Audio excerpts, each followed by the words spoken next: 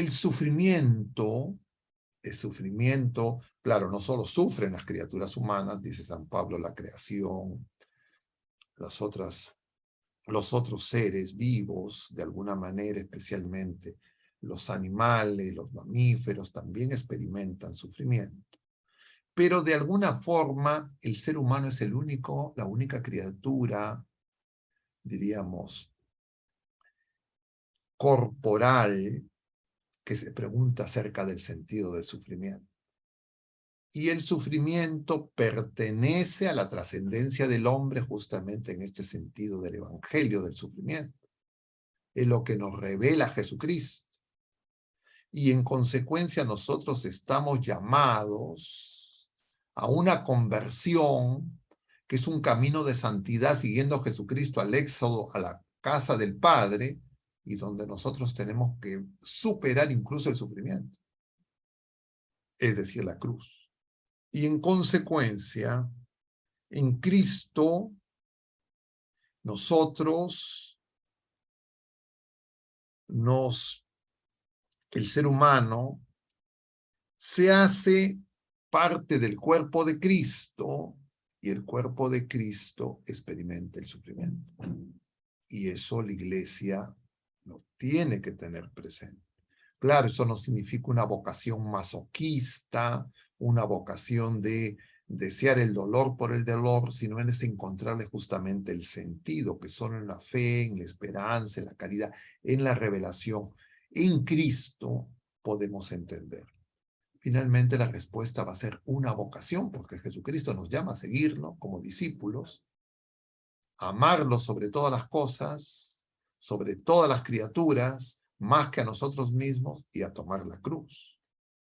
Entonces, nosotros vamos a encontrar que cada criatura humana, de alguna manera, va a participar de alguna forma de sufrimiento.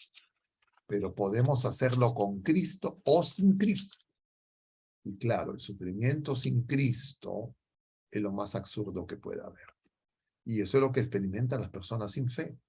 Las personas que se apartan del Señor, que se apartan de la iglesia, y entonces de ahí surgen todas esas explicaciones ideológicas, a veces revestidas o disfrazadas de teorías, de ciencia, etcétera, etcétera, en los distintos campos amplios de este humanismo antropocéntrico y que generan confusión.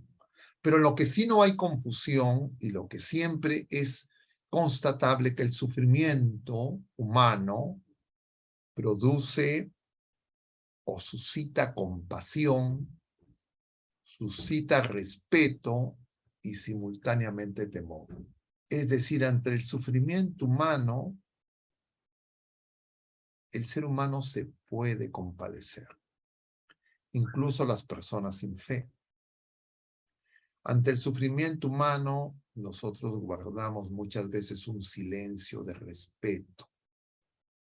Que alguien se burle del sufrimiento, que alguien se alegre en el sufrimiento, es una persona que realmente ya está totalmente desquiciada, o en una absoluta inconsciencia, o de repente una persona que no ha formado esa conciencia y más bien la ha deformado por estas ideologías del mundo. Diríamos, es ya una psicopatía. Pero también el sufrimiento genera temor. Y nosotros no nos tenemos que asustar si es que nos genera temor. Porque de alguna forma es misterio. Misterio revelado en Cristo, pero que de alguna manera, como todo misterio de Cristo, nosotros tenemos que participar de ese misterio.